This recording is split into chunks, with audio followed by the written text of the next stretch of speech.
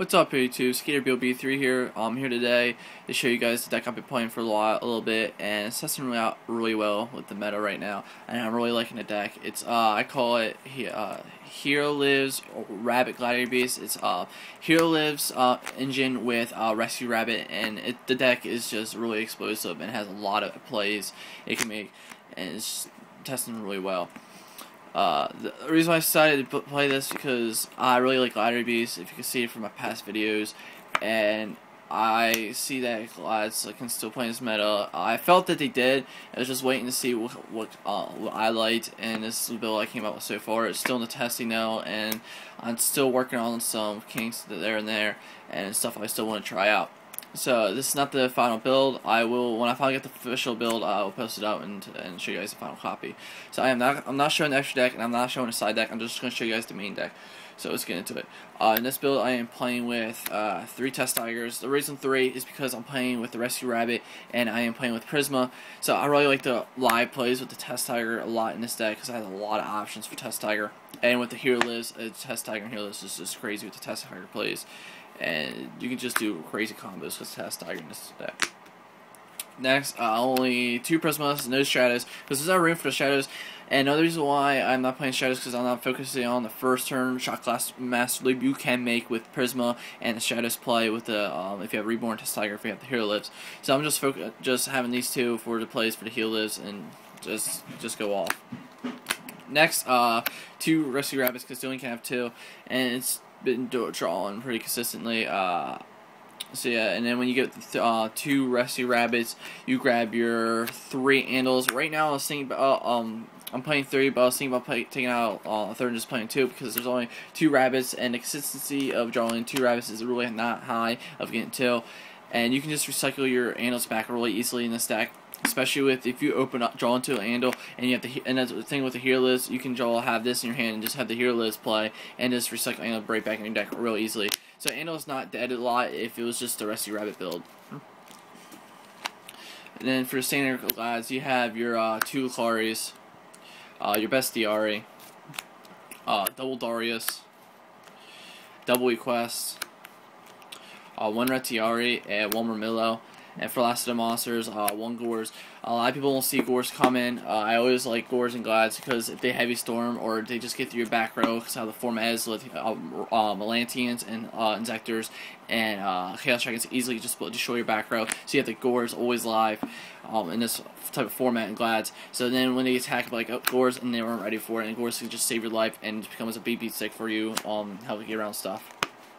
So I run 20 monsters. For spells, 2 Hero Lives because you only can run 2. If I had a third one, I don't know if I would run it, but you only can run it at 2. So next, Triple Lance. I am not playing MST at all in this deck. It's because a lot of decks still run a lot of back row now in this format, and Lance is a lot more viable because you can use it offensively and defensively. And people are like, oh, well, because they have Silent Warning. Oh, I'd rather than Warning, because then they pay 2,000 life, so it's easy for me to kill. And Lance can just serve the purpose of just those normal trap cards. So there's really no point of MST, and MST can be dead. So you usually just side the MST, it depends on the matchup. Next, your staples, Book of Moon, Monster Reborn, Dark Hole, and Heavy Storm. For spell, I think that was maybe like 11, 12. I'm not really sure how many spells I run. I think I run 14 traps. I run a 42 card deck. So next, double War Chariot. 3 is way too many because you don't want them to clog. And if you draw 2 War Chariots, you have a hard time. It's really dumb because usually you have the 1 and just cycle it back with the quest. I just hate having to draw all in 2. So 2 is just a perfect number. Next, 2 safe zones. It's pretty much serves the same purpose as Lance, and this you can actually protect your monster from being destroyed by battle, and protect it from the Veil or play, or protect it from the bottomless, stuff like that. And then the Dark Hole, you can just chain, and like now you protect your monster. The one combo of having is Heraclinos on board with a safe zone, and you just pretty much win from there.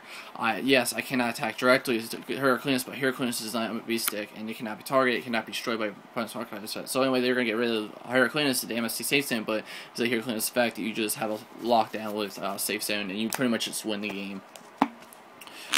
Next, double D Prison, double Bombless, only one Trenchel because this deck needs field presence, and I don't understand why people like to run 2 in Gladiator Beast, because Gladiator Beast you need that field presence, like I said. So I feel only one Trenchel is good enough, because you still want to have that card if they're trying to go off. You have the Trenchel to clear the whole board, and a perfect timing Trenchel can win you the game with Glads. So you don't want to end up losing control with Glads if you Trenchel something retarded, and then you pretty much lose from there. Next, 1 Starlight Road, and then you got your double warning.